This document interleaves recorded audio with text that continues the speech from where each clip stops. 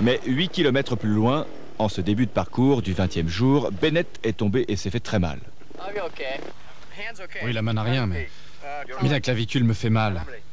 La clavicule. Et l'épaule aussi. Ah oui, je peux la bouger.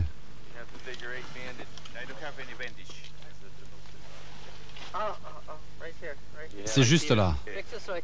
Bandez-moi que je puisse finir. Bennett s'est brisé une clavicule en sortant de la route pour effectuer un saut demandé par un jeune photographe japonais professionnel. Il n'y a pas assez de bande, alors Rob Shirley défait une partie du bandage qui maintient sa côte cassée pour lui donner. Tandis que son père se rapproche, Robin s'en veut d'avoir eu cette faiblesse. Furieux et malheureux, il se réfugie dans les bras de son père. Seule bonne nouvelle de ce jour, un hôtel digne de ce nom, muni de douches bien chaudes. Las Serenas, lendemain matin. Et Bennett est de retour avec sa moto. Ah, ce n'est pas grave. J'aurais pu me faire plus mal. Ça ira. Mais au moment du départ, à Coquimbo, Bennett n'arrive pas à démarrer sa KTM, au moteur singulièrement sophistiqué. En le poussant pour essayer de faire partir le moteur, son père manque de se casser aussi quelque chose. Son fils en émoi à court. Plus de peur que de mal. Bennett part donc avec les autres concurrents en direction de Vena del Mar, à 530 km de là.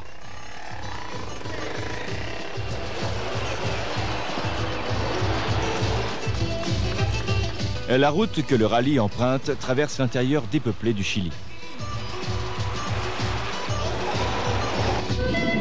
Ici, les concurrents doivent partager la route avec les cow-boys de la région qui rassemblent leurs troupeaux.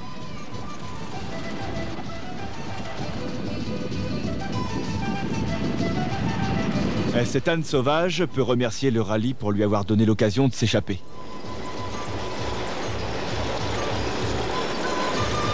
Les pilotes se retrouvent sur la Panaméricaine pour parcourir les 80 derniers kilomètres qui les séparent de Vena del Mar.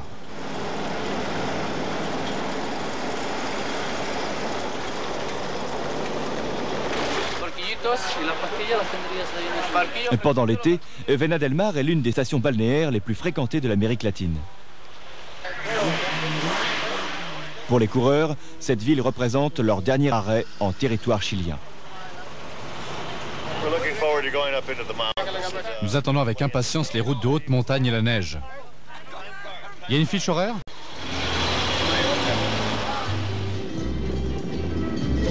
Depuis leur départ au niveau de la mer, les pilotes ont gravi 4000 mètres.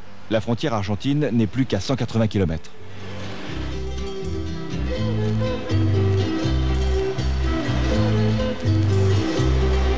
La montagne devient si rude qu'un tunnel a été creusé pour la traverser jusqu'à la frontière. À partir de là, la route redescend tranquillement jusqu'à Tuniam, où les concurrents passeront la nuit dans un gymnase.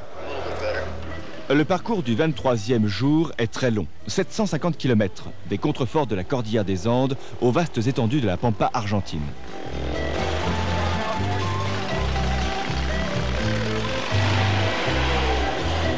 Le temps est glacial. La route semble interminable.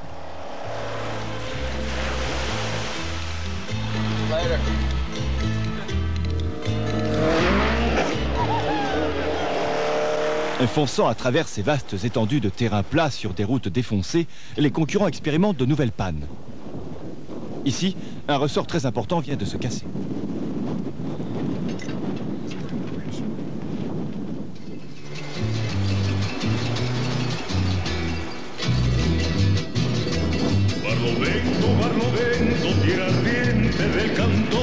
Ironie du sort, le sable, qui n'avait pas posé de problème majeur dans le désert, piège maintenant toutes les voitures à 2 roues motrices.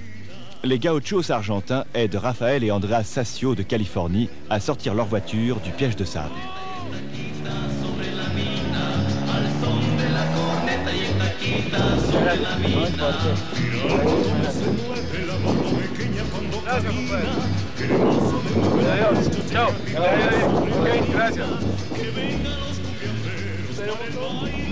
L'essence baisse sérieusement dans les réservoirs.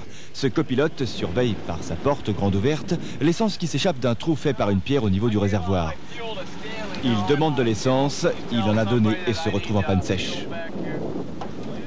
Certaines équipes passeront la nuit à réparer leur véhicule pour l'étape suivante à travers la Pampa. Charlie Pitt n'est toujours pas arrivé avec sa Harley. Des concurrents commencent à s'inquiéter.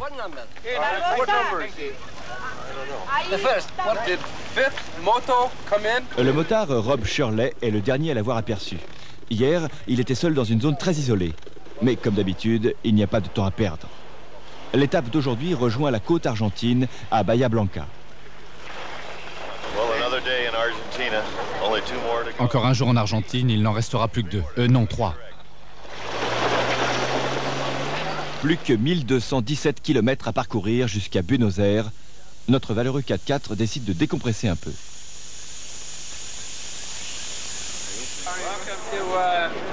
Bienvenue en Argentine. Le trajet de cet avant-dernier jour de compétition relie Bahia Blanca à Las Flores.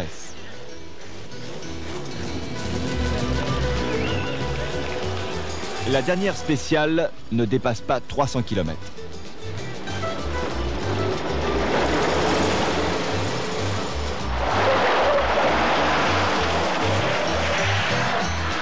Les pilotes accélèrent, sentant la fin du rallye se rapprocher. Ils supportent mal d'être freinés par les fameux troupeaux argentins. À l'arrivée de la spéciale, de mauvaises nouvelles concernant les japonaises attendent les concurrents. Nous sommes arrivés les premiers sur le lieu de l'accident. Oui, c'est grave. La voiture s'est renversée en pleine ligne droite. La copilote s'est broyé le sternum. Les journalistes japonais veulent davantage d'informations. Elle s'est brisé la jambe. Non, le sternum, je crois.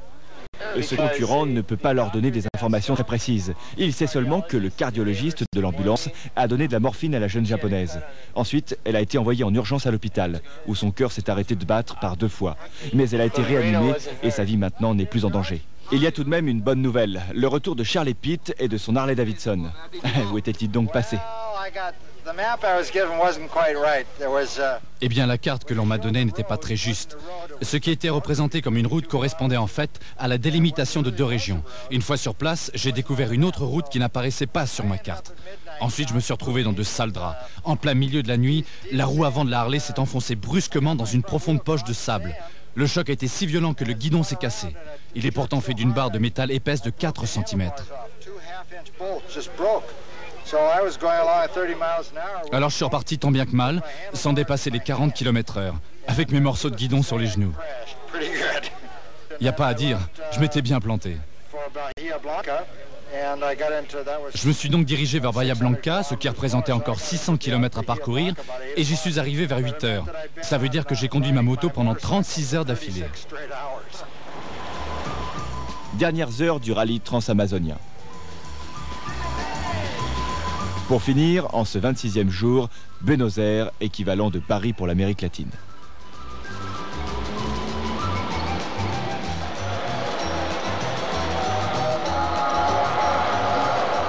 L'arrivée a lieu devant l'Automobile Club argentin. Des 80 véhicules sélectionnés au départ du rallye, seulement 4 motos et 9 voitures auront réussi à se classifier en parcourant la totalité des 15 000 km. En tête du classement des motos, Rob Shirley en rouge. Robin Bennett, derrière lui, est second.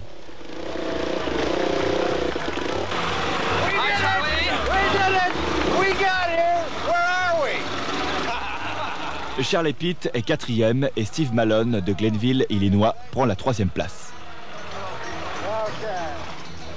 Dans la catégorie des voitures, le Vénézuélien Bernard Cobb s'empare de la première place avec une confortable avance de 2 heures. Le Colombien Gustavo Yakama est 2e. En 3e position et premier des Américains, Ken Walters et Ron Claiborne de Seattle. Le Français Michel Vattel termine 4e. Salut Michel, vous êtes arrivé. Tout allait bien? Tout allait très bien. Les Anglais Russell Gooding et Roger Jenkins terminent en 5e position. La 6e position revient à Andreas et Rafael Sassio de Californie.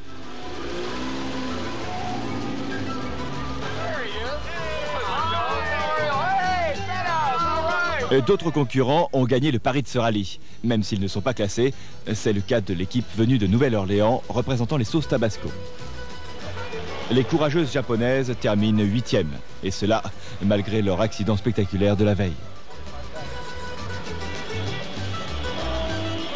La pilote Marina Vagina conduit la voiture jusqu'à la ligne d'arrivée. Sa copilote est toujours hospitalisée à Bahia Blanca.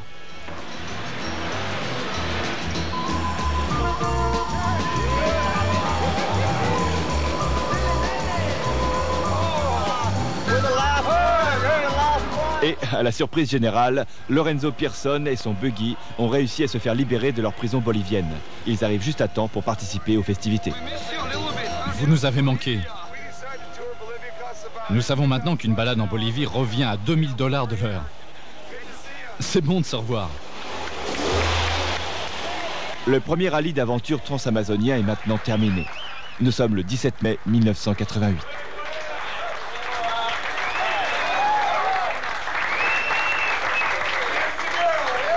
Une manifestation sportive appelée à prendre l'envergure de la plus palpitante des compétitions tout-terrain. Pour la plupart des concurrents, ce rallye représentera à jamais le défi d'une vie. Survolant d'un dernier regard Buenos Aires, leurs esprits vagabondent désormais sur ces routes escarpées qu'ils espèrent déjà retrouver.